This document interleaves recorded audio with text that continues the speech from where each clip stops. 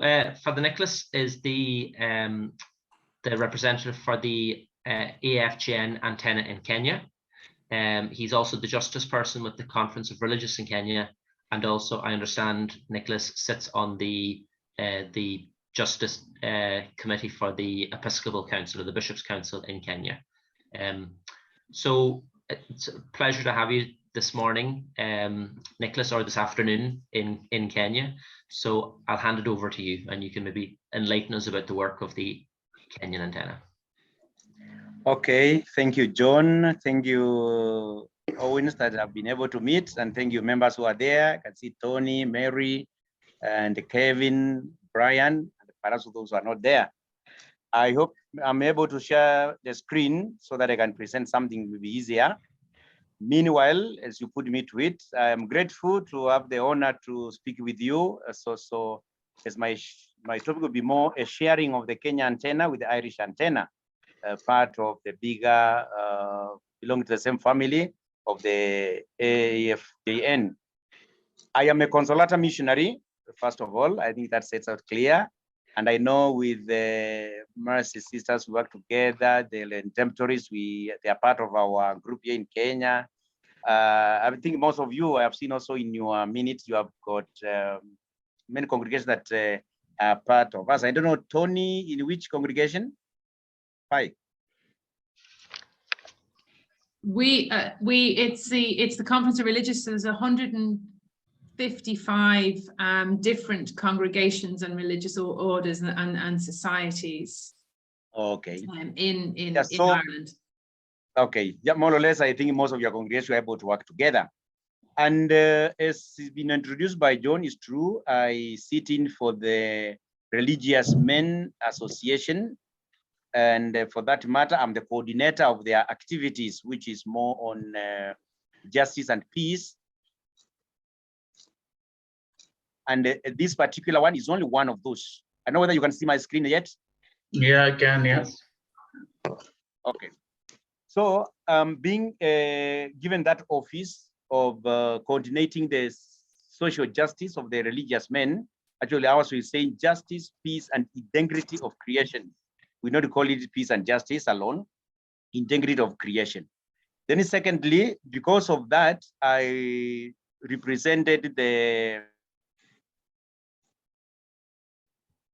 religious men in the desk of the Bishops' Conference, the Peace and Justice, and I was nominated in the executive. And therefore, I work with the Bishops' Conference. I'm actually the coordinator also of the activities when it comes to religious men. Therefore, as I was requested, we had a meeting earlier, was to share you our activities back here in Africa and in Kenya. And as you will understand, the scenarios in Kenya will almost reflect most of the scenarios in East and Central Africa. Let's say Africa generally, there will be very little that will be not common. I also know from another network, you are also working with the antenna from Nigeria. You'll find some of those common activities.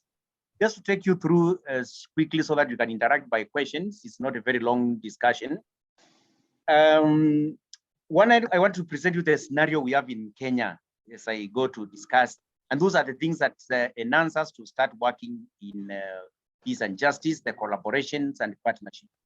One scenario that is so strong in us is the local government is in complete wastage and misuse of land.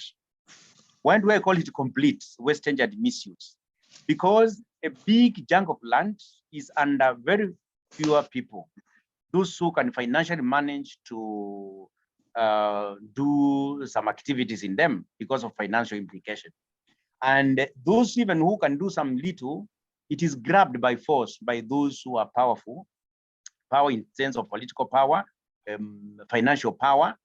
And so they use those connections to take land by force from the poor masses. So is that I'm calling misuse of. And not all of them, they just keep it. It's a treasure for them. They are not always working on them, but they have it as their land, is an entity. But it's there and you cannot go to touch it because they have bought it, but it's under waste in a way, it's not under use. Then there's a lot of more human conflicts. And given that stage where most of the land, the good land is under very few people and they are not using all of it, then the bigger population, they start conflict because they have limited resources for land, for water, and other natural resources. And we have seen there are about 11 sites being contested with bloodshed and destruction. These 11 sites are not just small sites. They are like counties and call different districts. So it's a big population that's there. Contested in the sense that those who are there have been pushed out and they don't want to go out of those ancestral places. And so they start fighting back. So always that conflict brings bloodshed. But more than that, and I will say something in detail, not only by the government, but also the multinational companies who come to get from the government these lands, and the population is just moved away without any order or structure, then they eat back and the bloodshed is there. The second scenario is land grabbing by government machineries. So when I say government machineries is because of the government in power, they have their own leaders in different counties, in different locations. So from that,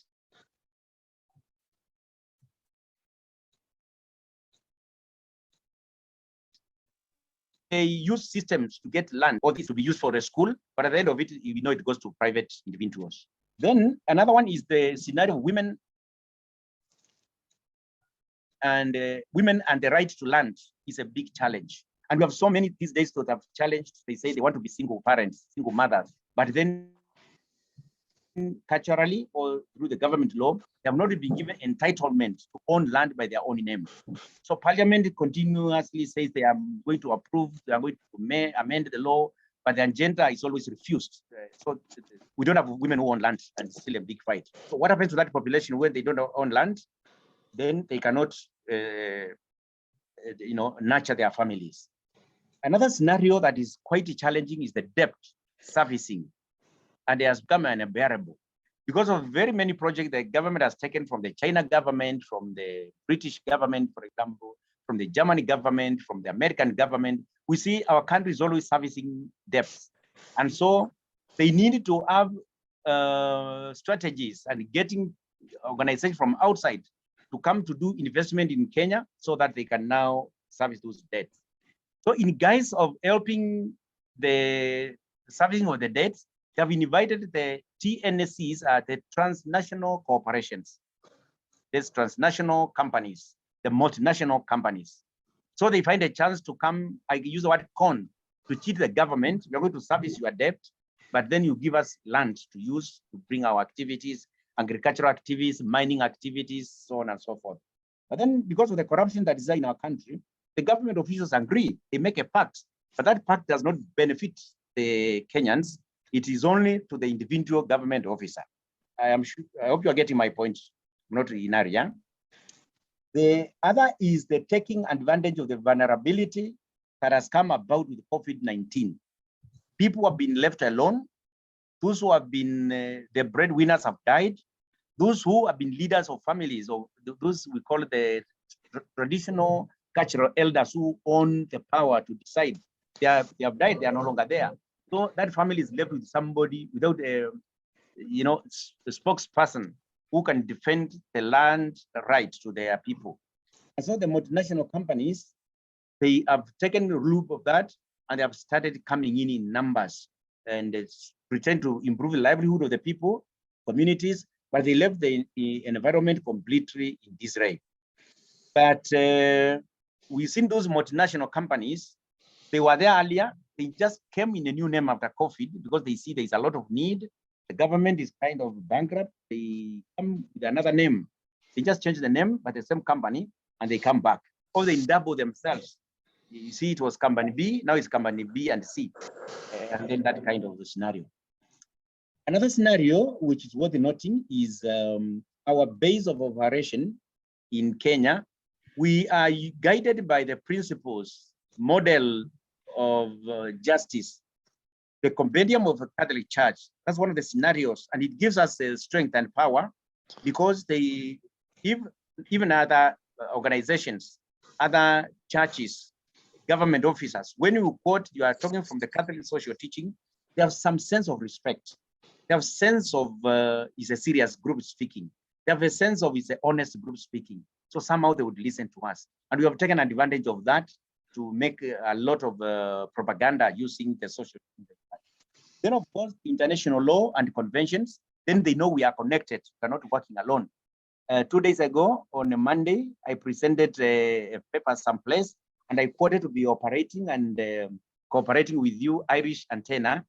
And when they see I'm cooperating with an international company or group, they now start getting serious and they would easily want to listen to what we wanted to offer. And so we are taking advantage, not negatively, but in a good positive way. Human rights actors, women emancipation groups, children desks, land and mining companies, or we are using the acts, migrants, cooperatives, and then other rules and laws of the country, so that they know we are connected with human rights groups as a way of advancing our grievances. So those are the campaigns we make. What are the most activities that we go through in this antenna in Kenya?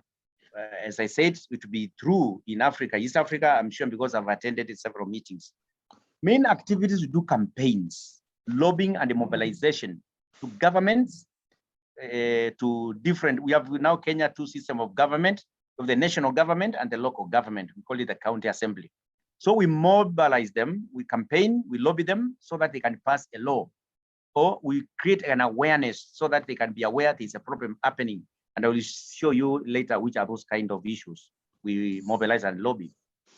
Then we continue forming small groups, women groups, children clubs, schools, we put them together, professionals, churches of different faiths, so that we are one force. And at the moment, I'm also the chair of the interreligious of different faiths, so that we can mobilize together. We have movements, and this is mainly spearheaded by the bishops. One of our bishops, who is the chairman of the Justice and Peace group, is the chairman of all the movements, and we find that's an advantage. Especially these last days when we had the election, we had grievances of use of land. And so who are the MPs to be elected? Those who can protect our land from this kind of, and so it was a very strong movement. Then we have movements of the victims, those places where they are victimized. There are companies who are working there and they have been thrown out. They're all for the youth because of some issues. They are the ones being misused in those farms. They are the ones who are paid little money. They are the ones who their future is being destroyed. Women, because some majority of them will be paid low prices when it comes to payment of salaries. Others, because when they are expectant, their conditions are not taken care of. You know, we want to use those vulnerable groups as a way also to attract Kenyan government to come in to defend them. Then we have what we call issue-based dialogues. Like now we are following 5 issues. One is a flower farm.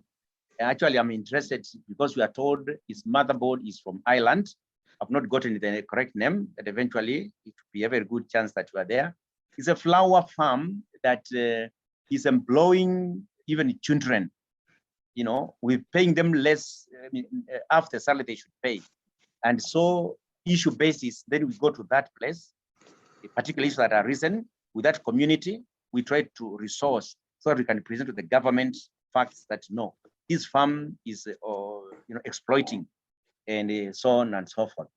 Then those issue-based farms, dialogues, we call on group and public participation.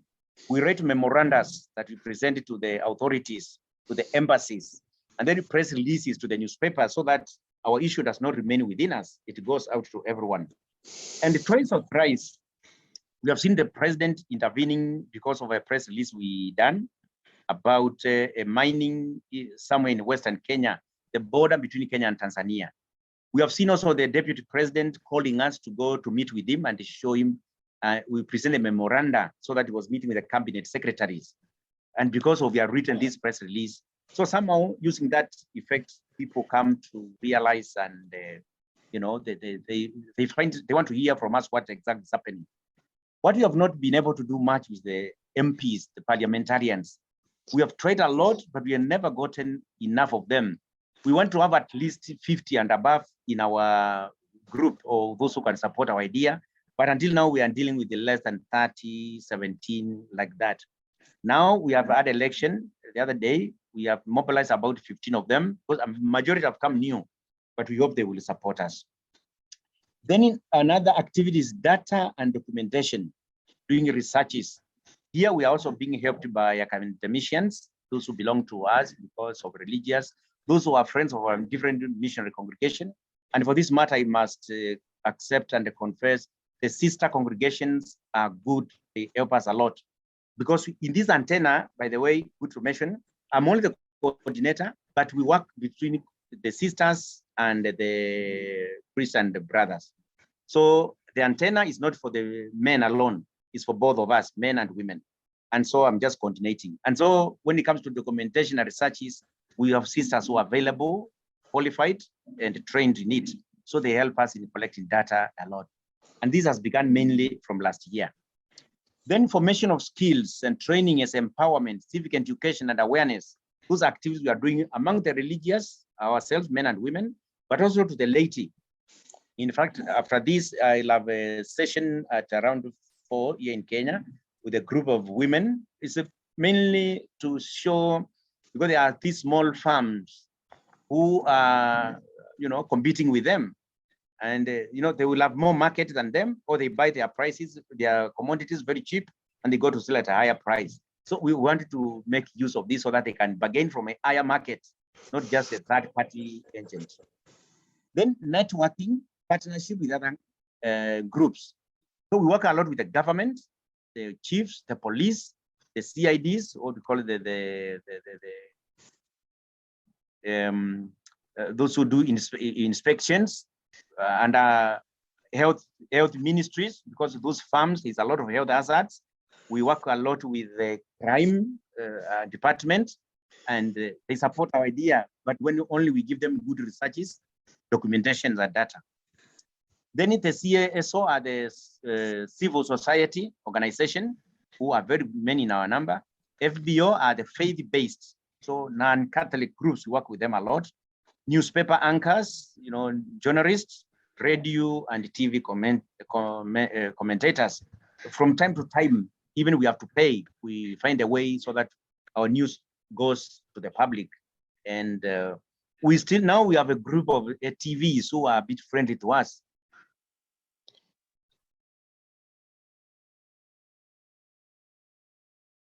They charge us very little information fee, not like before when we had not known them. And the newspapers the same. I didn't put one, but there's one newspaper that carried our activity last week. Then in this, what joy do we find as an antenna? And we find this joy, I'm reflecting, because what we hear people tell us when they invite us, when the government, they call us to think, because they know we can do it. When some government ministries, they report at their own association, we have been given this data through this organization called Faith and Justice Network. They make us feel, we are achieving something. And one of them is our antenna as convenient structures to reach out to the grassroots. We are known almost all over in Kenya.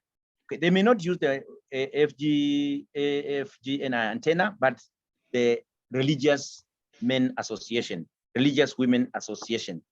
And we are also working in other departments. This is only one of them. We are working on human trafficking. We are working on a political agitation.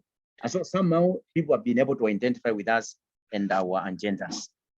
It is part of the Catholic Bishops' Executive Council. And so even if we want to reach a bishop in one diocese, it is easy for us. I don't have to go there in person. I would just send a message, and then a person goes there, the bishop will appreciate, and they will sit in. And so that makes us in an opportunity. When we wanted to send a press release, normally we don't do by ourselves.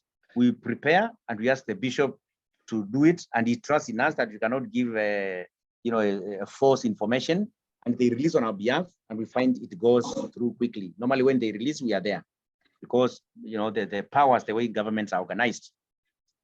Another is we have also a specific religious liaison desk, which is headed by a Catholic bishop here in Kenya. At the moment, he's actually a diocesan priest.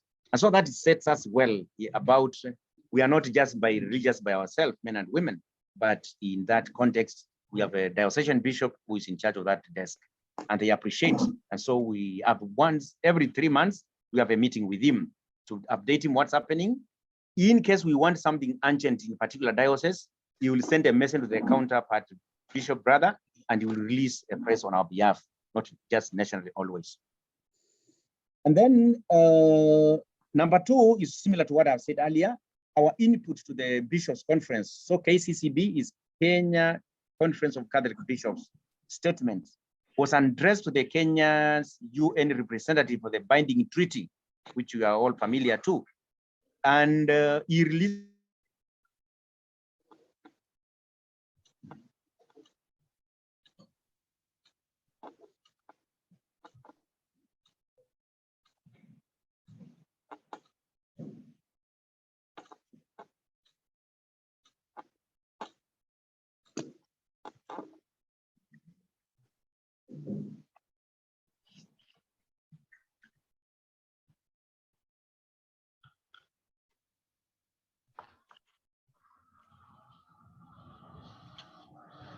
We'll just give a second. It might just be a delay. And if not, maybe we can message Nicholas to, yeah, he's obviously logged out. Okay. Okay. So Right. Well, hopefully he'll log back in. we stop recording. Hang on. Will I stop or pause? Just pause. Yeah. Yeah. Okay.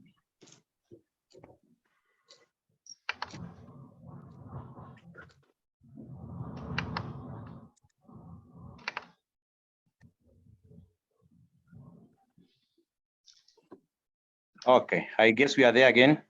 Yes. Perfect. Thanks, Nicholas. Okay, let me move a bit.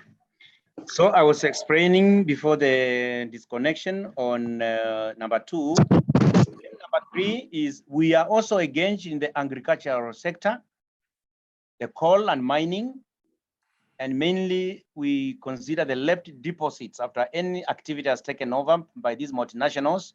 We are left with those deposits, those places of work. Some open, very dangerous, risky.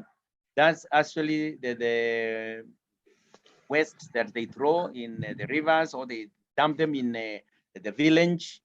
I'm calling those left deposits, not even the open pits of any activity. And we have in particular, the SGR is our railway gauge, and it is planned by the Chinese. We have started working on it. It's already open, and it's left a lot of open pits. It has left a lot of waste deposits, and in the villages where it's exposed to danger of young people children playing, and even to health to the community there. The government in particular is not doing something, but we are pushing to say cleaning up. And then the last set is our oil company, pipeline system from the coastal to the northern corridors. So in the activities, they have also, apart from upsetting people from their, dislocating them, they have done a lot of activities that they have left open pits, the deposits and metals, a lot of scrap things that are health hazard to the community around. Of course, they promised compensation to the people when the land was taken, both the railway gauge and the oil companies, but so far we have not seen. And what we have seen is government saying that is the government-owned land, but we see some government officials doing private activities there. Number 4, we engage with the non-church actors to strengthen several campaigns on land use. I've explained that, and you know, Muslims, we are partners, and the local, the African traditional groups, we are in partners, and all those who are in Kenya, we have a big partnership campaign groups. Number 5, the campaign mining and the extractive sector has also been our key agenda. And we've contributed a paper on training of the MPs and parliamentarian officials before this parliament that has come to power this year.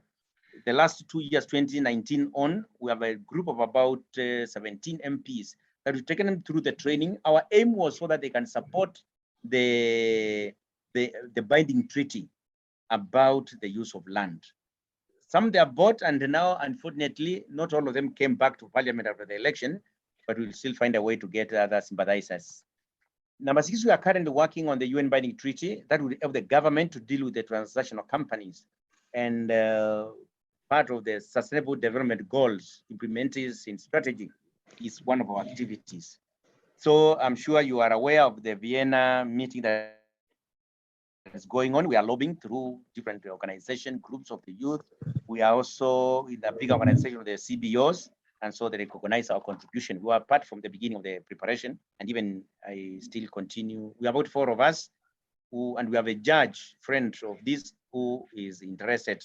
So we follow a lot together.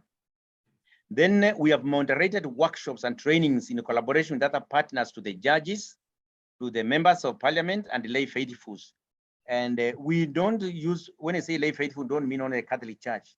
It's people because of the environment. I said we have got issue-based dialogues, issue-based campaigns, issue-based public participation. So that area, when we go for that issue, we don't look at who are Christian. No, it's the population. Everybody is there, from the government officials to the organizations that are there. Lastly, I want to present through, okay, then I've seen number 8, we work with the government through the ministries. And they are open to our proposals, and when we call them for meeting, they are able to attend. Of course, we have seen tricky part when the government doesn't want to get committed. They send under person, not really a person who can make a decision. They send somebody who, even if we make a decision, will say, no, that was not a very strong person. We wanted him to listen, we'll come to. And when we see that, we know it's just a playing tactics, but we don't give up, because we still have an opportunity to go to the office that you are represented, and we want to have an opportunity to say. So that has been their trick, but these days we are also getting higher with them. One of the challenges we say is the poverty levels that makes our people to be compromised, to accept to let their land go without very good understanding. When I say people, I also mean the government officials. Okay, we may not say they are poor because they have salaries and they are paid, but there's that, I don't want to call it poverty alone or greed, that they still want more. And from that, they are compromised. They make agreements, they make treaties, but without looking at what it danger it will do to the people. When they get that money, is for their own. Another challenge, there is lack of information. People seek the opportunities, and in the process, they get cheated. You know, we seek opportunities that we can bring up our families well. We know the companies are coming, they will give us development, that's what we need. But lack of information makes us not understand what's the motive of that company. The agreement, as I would say earlier, is done through the government, but kind of secretively. We don't know whether it is for the interest of the people or it's the interest of that person who is making the contract with. Not even the bigger government. It's only that government official, should I say, who will corrupt a few of the elders in that area or a few of the elite, then they agree. Number 2, this is a bit tricky, but we have seen, it's the first time I'm sharing it because I have seen it's becoming an issue. Partnership with the civil society actors has not picked well as we had planned earlier, 2019, 2020. What do we discover? They are not fully interested, or they are working very individualistic. They don't want us to get completely to them. They want us to only do in a certain level, and I'm sure you'll find that. But in our review, we think maybe because of limited resources, money to fund the activities, and so to partner with others, it means they have to expand their budget, which they may not have. Then, number 2, we feel there is fear of being censured by the government. You know, we as a church, we have kind of some autonomy. We can be protected because the people are under us and we are not registered as an entity alone. We are under the church. So it's not easy to register the church. But this civil society can be registered. So we are not sure what could be, but we have seen that kind of individualistic. So their security tenure. Then number 3, another challenge is the transnational companies. They make contracts very secretively. And then it's very hard for us to assess so that we can make an input. Also, the government representative will fear because they know when we have it, we are going to blow it out, or we are going to challenge, and you will not get what you want to get in a corrupt way. Then that becomes hard for us to do because we wanted to see in that contract, what are their plans? What are the expectations? What is the beneficiary of the community there. So we are kind of shielded from understanding that. And that makes them fear there's a mistrust between us sometimes with the government and even those companies. Number 4, to achieve this, the greatest challenge to achieve the plans we had in mind is funding. We are using the church structures for funding, financing to do the research, financing to host MPs. Every parliamentarians, we call them, we have to pay for their transport, we have to pay for their accommodation. Even now, like this day, we have Zoom meetings. We have to compensate for their bundles to sit in. We know they can afford, but they would want us to facilitate, they call it. And so funding becomes hard for us to reach some of the greater things. To go to those government offices, do the data collection, to it be authenticated, we need the funds to do that. So funding is a little challenge, more challenge for us. We have the space and opportunities. Members are all over. They are, experienced, but the fund has become a challenge for us. We collaborate with the different stakeholders, and I said earlier, the partners are also lacking the same resources as we lack, so that becomes a challenge. Another thing is number 5, high level of corruption from the top to bottom. We go to places, we wanted to have something in a very simple way without costing a lot of money, but it's complicated so much that we need this permission, we need this, that. And so now we have devised a system through the bishops that we say is a prayer day. So we can invite anybody for a prayer day. So it doesn't cost us a lot. We don't have to ask for permission from this officer, from that office, from that, because they can also say no. But now when it's about the church, then they are quick. So most of the other civil society, they will want us to organize for them their meetings, because we know it will not need a lot of permissions. And we find that helps us also to put our nose into their activities. Then impunity in our country. The transnational companies, they go unquestioned. You can see a mess, but who cares? The one who is in charge has taken the money, has benefited himself, it's over. And there's the syndrome, we call it the protected by a godfather syndrome.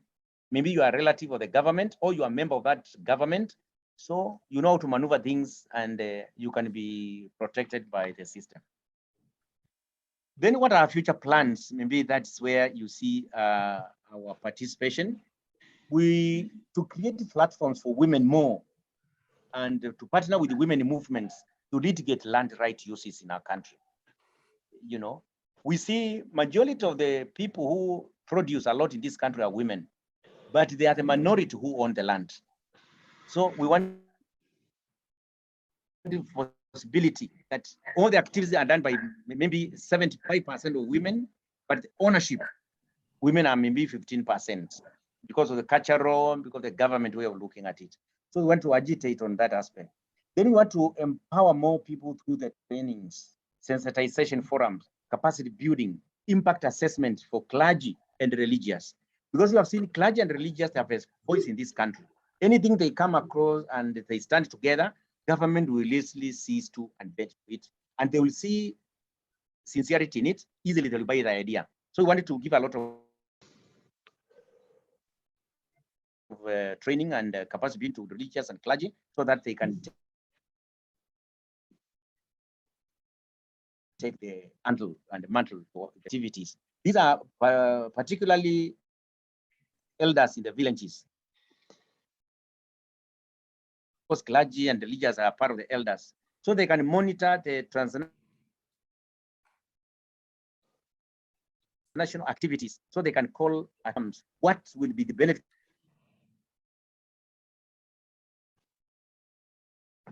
of that community there, and how do we follow it so that we can be sure. Bring together non-church actors. As I say, there is kind of mistrust, there is a fear, there is a need interest, but we want to still continue and the government in order to advance. Then we wanted to have profiling of the companies, so the history of these companies, the transnational companies. What have they done before elsewhere in other countries? We have a number of them who have worked in Brazil, South Africa, I'm saying about Ireland, and Shell oil companies that are associated with information. So I know we had some interruptions, but I am through. That's with that. Thank you. And okay. back to you, John. Yeah, thanks very much, Nicholas. That's very, very comprehensive. And you're really covering a huge amount there.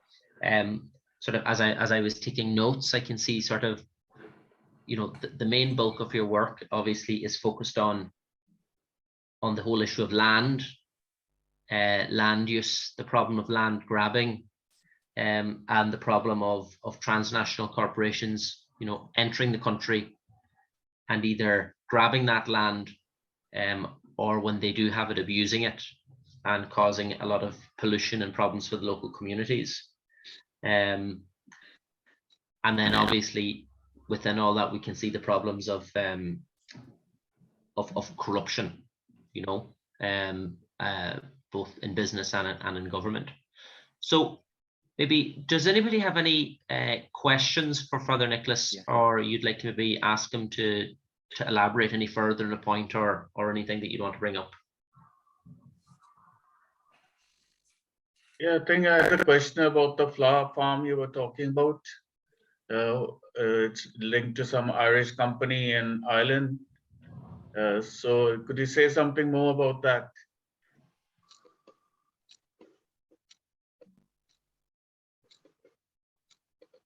I don't think you got it. I think I'm losing you a bit. I think it's the network on my side. I was just asking about the flower farm you were talking about, which is linked to a company in Ireland. Could you say something more about that?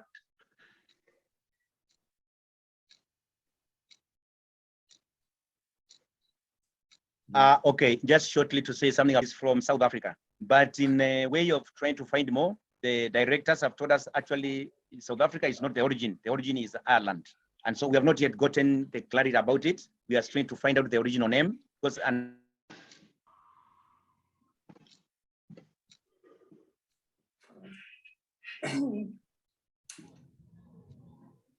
I hear they are calling it South African free flowers. Okay, so it's trading as a South African company, but the real ownership is probably in Ireland. Yes, that's what we are being told. Okay, very good. Nicholas, it might help with the connection if you turn your camera off. But sooner or later we are going to get it, I'm sure. We are going to get the information. Yeah. It might help with the connection, Nicholas, if you turn off your camera. It just might put less pressure on the bandwidth. If you want to try that. It. Okay. Okay, so anything else there from anybody else? John, can I ask a question? Father Nicholas, you said that the debt servicing was unbearable. Is there a particular campaign or lobbying situation that the antenna is involved in out there? And maybe there's something we can help with. Sorry, I didn't get that well. Which campaign? Yeah, you know, the debt servicing, is there some particular campaign or lobbying that the antenna is involved in around the debt servicing? Because that's a huge... Okay. Yes, actually we have a campaign ongoing. As I said, there's a chairman bishop who is pushing it, and we have the civil society, and we are lobbying actually European governments. We are lobbying through European parliamentarians, and we are writing, I think we have a meeting next week or the week after, no, the first week of November, where we want to make another write-up, which we have also involved our MPs, the Kenyan parliamentarians, so then we can use to lobby the European governments. So perhaps that would be a good entry point for you. I'm happy to hear that. Okay, thank you. Thank you. Thanks so much, Mary. Jim or Brian?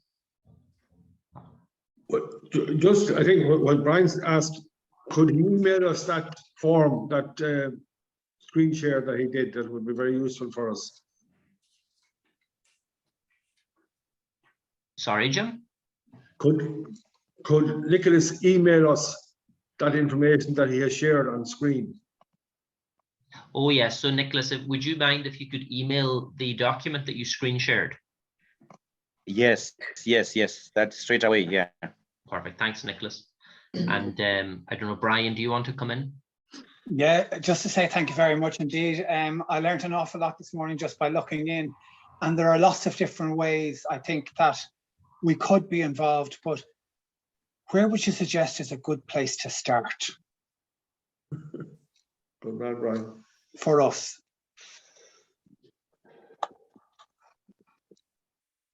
Oh, okay, from my side, maybe because I'm going to send you the document and you can see the challenges, part of the challenges that we have, and also the future plans is to continue these formations and trainings and engaging, all that. And particularly this one of campaign to European parliamentarians, maybe we start also with yours, and also maybe you are in touch with other antennas of Europe. Then you can help us to reach out even before our MPs reach out.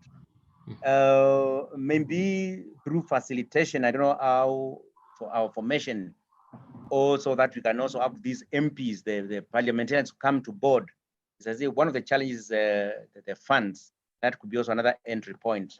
And the other entry point is also when you issue a newsletter on yourself and you quote anything that news, okay, like debt in Kenya, you say multinational, something that problem in Kenya, you share with us so that we can show that there's a concern from other countries about what's happening in our country.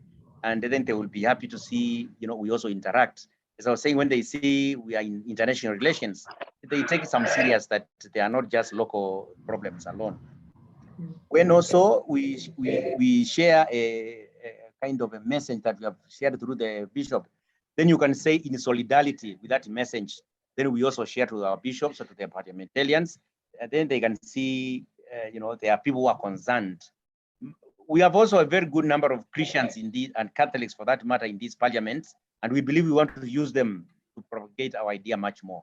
So more those kind of support information can also give us a movement ahead. Then maybe another entry point would be interaction again with you, and so that should there be anything we tell you and you publish in yours, it has a meaning. We have seen people, they react when something has come from outside than from inside. Thank you, Father Nicholas. Would it be a help if somebody on our group was to be a link to your group, or maybe sit in with your group from time to time? Okay, yeah, that would be well. That would be wonderful. Great.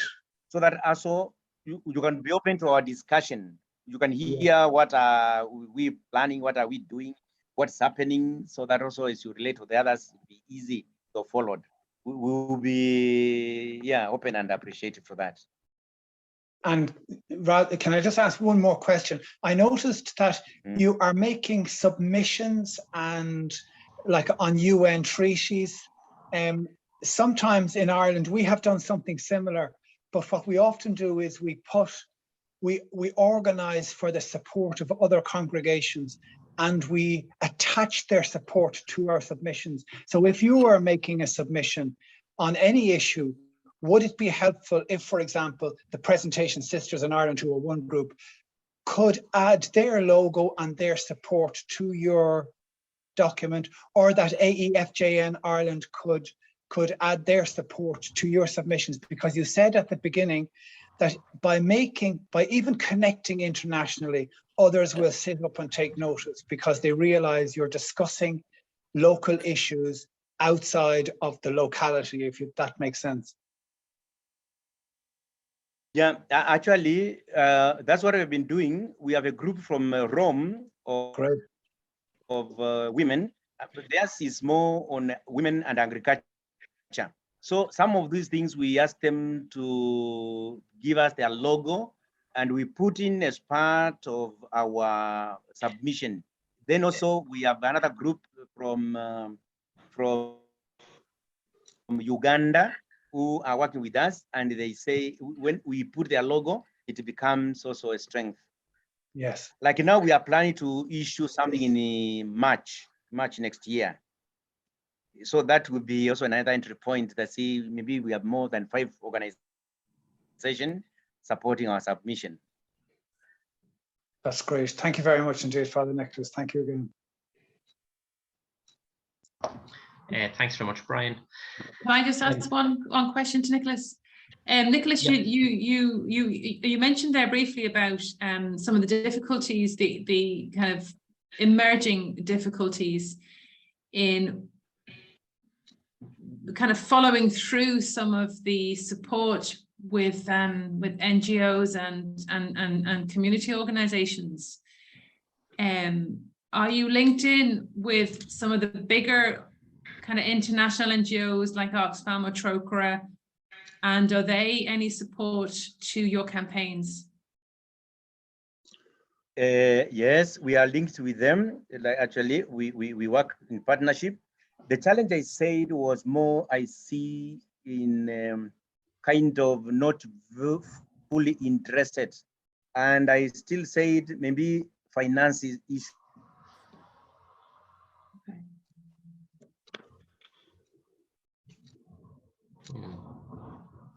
Okay. Or the fear of the as a church, we may not be close. So we have data that would help us, or technical preparation of a submission, you know, how best legal frameworks. We use them a lot, but somehow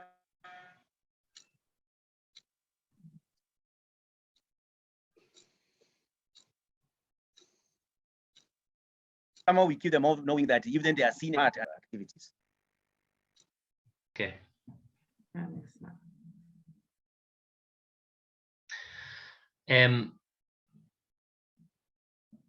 Just check, are you still there, Nicholas? Yes, I'm still around. Oh, good. Yes, Okay, I am sorry. there. Yeah, perfect. I Good, can see sorry. my bed. My power is getting off normally, but in a few minutes my power is going off. We don't have electricity these 2 days. So I Oh, was okay. just charging the generator, but it's Okay. Well, we'll wrap up then, Nicholas. Maybe Thank just one you. last thing, if I can ask. You said that you're focusing on the UN binding treaty. a few minutes remaining. Yeah, But I will we're be just able to saying done that- before you can always get me and share much more. Yes, okay. Well, maybe we'll do that then. I was just going to say that we're also looking at the UN binding treaty for business and human rights. So maybe that's also an area that we could look at collaborating with you. Indeed, yes, yes, yes. Okay. Okay, listen, I know that your connection is going and your battery is going, Nicholas, so I'll let you go. I really want to thank you for taking the time to speak to us this morning.